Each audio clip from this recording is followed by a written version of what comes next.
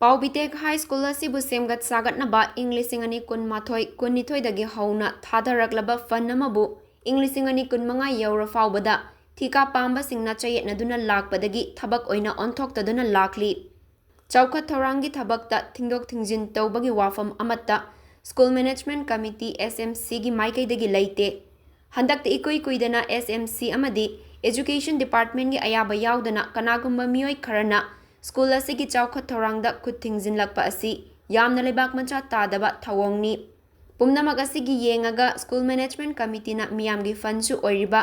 MLAꯒꯤ local area development ꯐꯟꯗꯒꯤ school ꯑꯁꯤ ꯁꯥꯍꯟꯕꯒ ꯂꯣꯏꯅꯅ ꯃꯃꯥꯡꯗ ꯑꯃꯨꯛꯇ ꯇꯧꯔꯝꯗꯕ ꯊꯕꯛ kaya ama ꯑꯣꯅꯔꯦꯕꯜ MLAꯅ ꯊꯕꯛ ꯇꯧꯕꯤꯔꯛꯄꯗ ꯄ꯭ꯔꯖꯥ ꯃꯤꯌꯥꯝꯅ ꯊꯥꯖꯕꯒ ꯂꯣꯏꯅꯅ ꯄꯥꯎꯕꯤꯇꯦꯛꯀꯤ ꯄ꯭ꯔꯖꯥ ꯃꯤꯌꯥꯝ ꯑꯃꯗꯤ ꯁ꯭ꯀꯨꯜ ꯗꯦꯚꯦꯂꯞꯃꯦꯟꯠ ꯀꯝꯃꯤꯇꯤꯒꯤ ꯃꯥꯏꯀꯩꯗꯒꯤꯁꯨ ꯁꯧꯒꯠꯃꯤꯟꯅꯗꯨꯅ ꯁꯥꯟꯇꯤ ꯂꯩꯕ ꯀꯦꯟꯗ꯭ꯔ ꯑꯃ ꯑꯣꯏꯍꯟꯃꯤꯟꯅꯁꯤ ꯍꯥꯏꯅꯁꯨ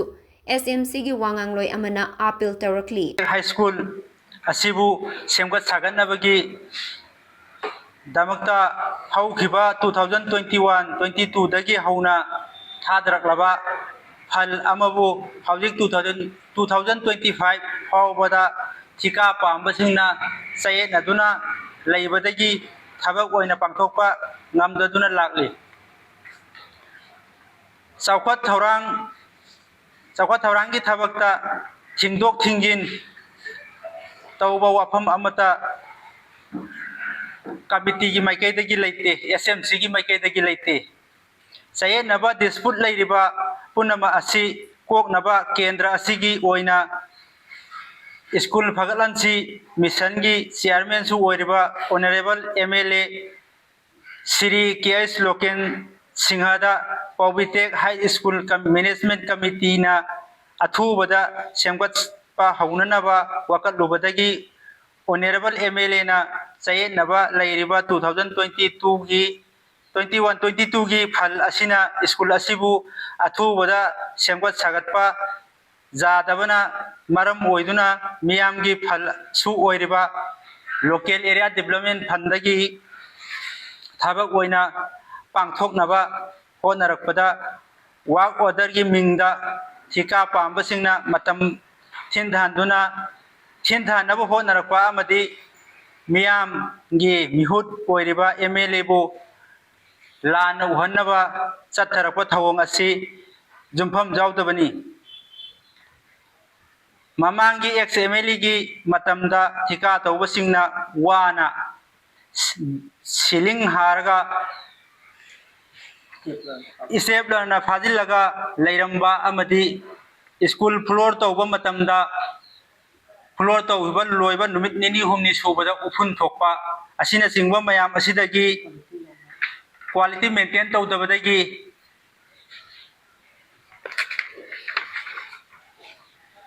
थबक सुरमलगा फल लौथोखरगा वाथोक ओइखिबा लेख्रबनी अमदी ममांगदसु हौजी की केंद्र असिगी ऑनरेबल MLA गा लोइनना एजुकेशन डिपार्टमेंट की ऑफिशियल टीम अमगा इंस्पेक्शन लाक्पीदुना नियम चुमना रिपेयरिंग तोसी फावबा थबक ओइना ओंथोकपिरकपा लेते। हंदकता इकुई कुइदना